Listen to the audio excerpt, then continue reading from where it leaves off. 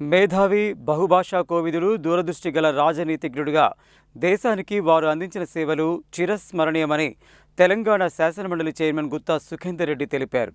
వారి ఆలోచనలు, ఆదర్శాలు భావితరాలకు ఎల్లప్పుడూ స్ఫూర్తిదాయకంగా నిలుస్తాయని చెప్పారు.